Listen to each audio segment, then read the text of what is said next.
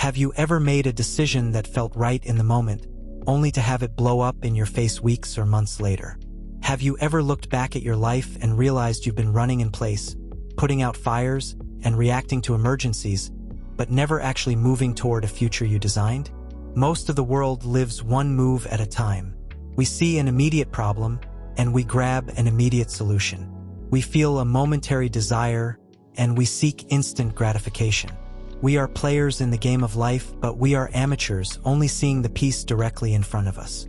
This reactive, short-term thinking is the source of our deepest frustrations. It's why we stay stuck in dead-end jobs, why our finances are a mess, and why we feel like we are constantly being outplayed by life itself. The problem isn't that you're not smart or capable. The problem is your time horizon. You are playing checkers while the world is playing chess. But what if you could change that? What if you could stop being a pawn of circumstance and start becoming the grandmaster of your own destiny? What if, for every major decision, you could see the board with crystal clarity, anticipating obstacles and seeing the chain of consequences 3, 4, even 5 moves ahead? I promise you, this is a skill you can learn. It is not reserved for geniuses or chess prodigies. It is a disciplined way of thinking. Today, you will learn the foundational mindset of a grandmaster.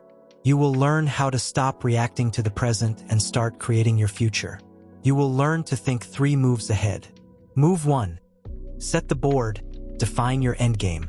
No grandmaster ever sits down at a chessboard and just starts moving pieces randomly. Their every move, from the very first pawn pushed forward, is guided by a singular purpose: checkmate. They know what victory looks like. You must do the same. The why?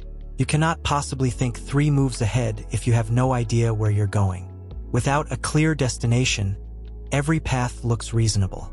Every distraction seems like an opportunity. You will wander aimlessly, mistaking movement for progress. Your endgame is your long-term vision for your life, your career, your health. It is the lighthouse in the fog, the North Star in the dark night. It is the gravitational center around which all your strategic decisions will orbit. When you know your endgame, deciding what to do right now becomes infinitely simpler. You just ask, does this move take me closer to my king or further away? Actionable advice. The victory speech exercise. This is not a fuzzy wish list. This is about creating a vision so clear and compelling that it pulls you forward. Choose a time horizon. Pick a date in the future, 1 year, 5 years, 10 years from today. Write your victory speech.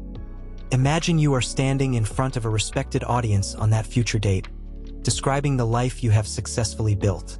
You are not hoping, you are reporting. Write this speech in the past tense.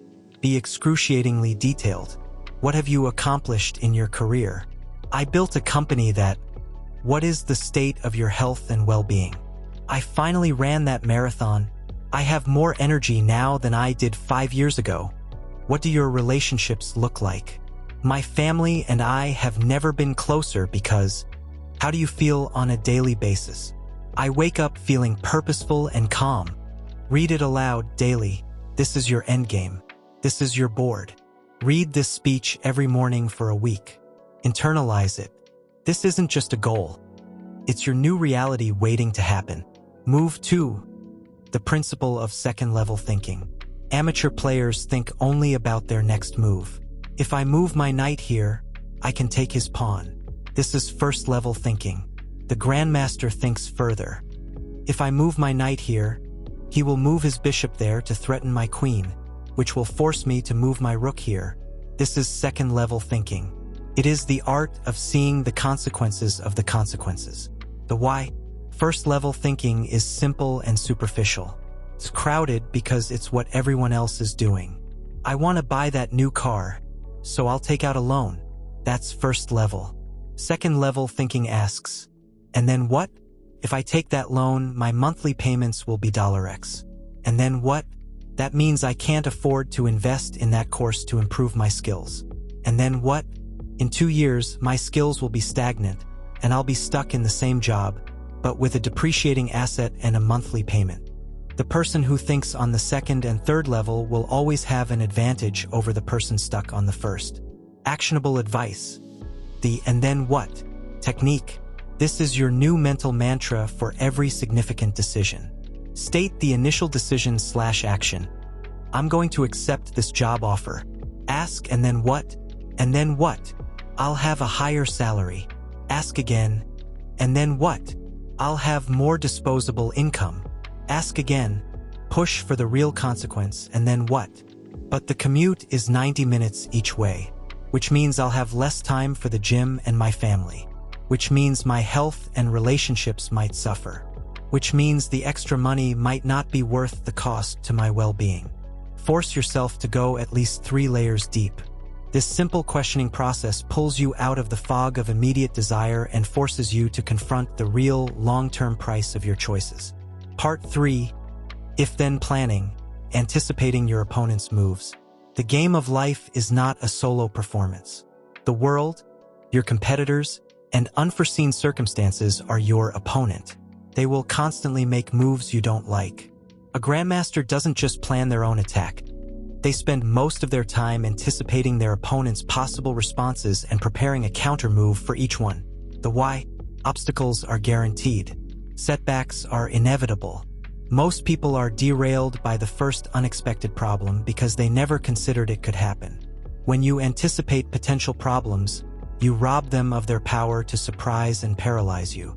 You turn a potential crisis into a mere inconvenience that you already have a plan for. This is the definition of strategic resilience. Actionable advice. Create your if-then blueprint. This is your mental fire drill. Prepares you to act calmly under pressure. Identify your goal. My goal is to save $5,000 for a down payment in the next 10 months. Brainstorm a pre-mortem. Ask yourself, if I were to fail at this goal, what would have caused it? List the top 3 to 4 potential obstacles. A large, unexpected expense, e.g., car repair. Losing motivation and overspending on entertainment. A reduction in work hours. Create your if-then plan. For each obstacle, create a simple, pre-decided action plan. If I get hit with an unexpected expense over $500, then I will immediately pick up extra shifts or sell one item I don't need to cover it. If I feel the urge to overspend on a weekend, then I will first check my savings progress chart and then choose a pre-approved free activity instead. Common misconception.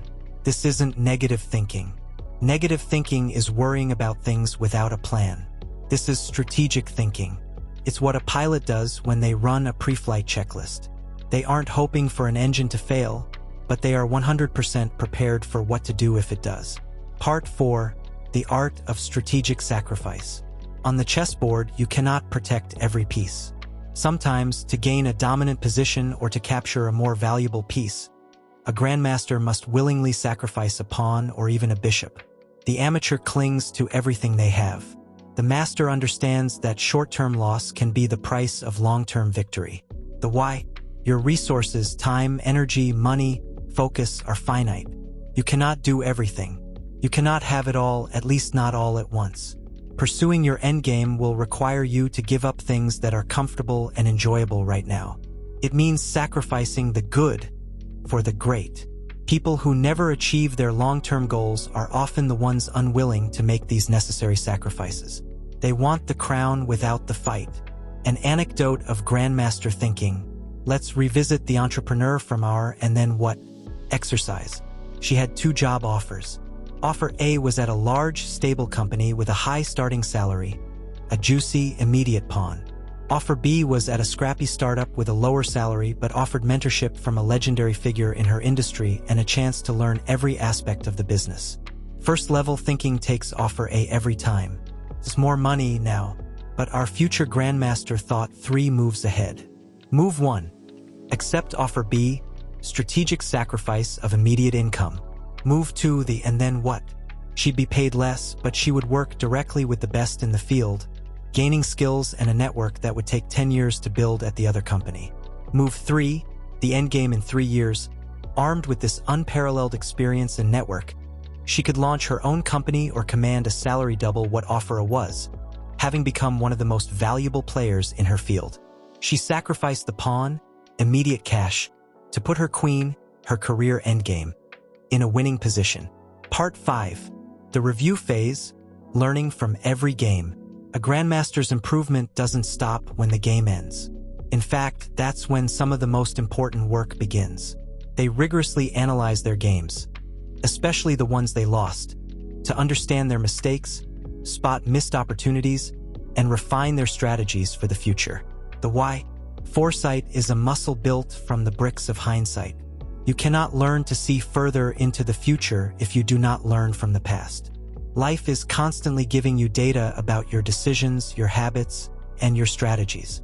If you don't pause to review that data, you are doomed to repeat the same blunders over and over again, always wondering why you're stuck in the same place. A weekly review is your chance to learn from your own life's gameplay. Actionable advice, your 15-minute weekly game review. Schedule this just as you would any other critical appointment. Every Friday afternoon or Sunday evening, sit down and answer 3 questions. What was my best move this week, and why did it work? Identify what you should continue doing. What was my worst move, and what can I learn from it? Analyze the mistake without judgment. What was the flawed thinking behind it? What is the if-then plan to prevent it next time? Based on this week's game, what is the single most important adjustment I need to make for next week? This creates a cycle of continuous improvement. Today, we have laid out the 5 core principles of Grandmaster thinking. You learned to set the board by defining your endgame. You learned the power of second-level thinking with the and then what technique. You learned to anticipate obstacles with if-then planning, to make strategic sacrifices for long-term gain, and to constantly improve through a weekly review. This is the path to escaping the frantic, reactive chaos that defines most people's lives. This is how you begin to move with intention, purpose, and a quiet confidence that comes from seeing the future you are actively creating. Imagine yourself 1 year from now. A major decision arises, but this time there is no panic. There is no confusion. You see the board. You see the immediate move, but you also see the chain of consequences that follows. You see the traps your opponent life has laid for you, but you have already planned your escape. You make a small, calculated move that, to the outside world, seems insignificant, but you know it is the move that guarantees your victory. This is the power you can cultivate. This is the mind you can build. Your call to action is this: do not wait. Think of one decision you are facing right now. Could be big or small. Apply the and then what technique to it. Push yourself to see 3 moves ahead. Write it down. You have the first lesson. The game is underway. Stop being a piece that gets moved around the board. Sit down in the Grandmaster's chair, take a deep breath, and make your move.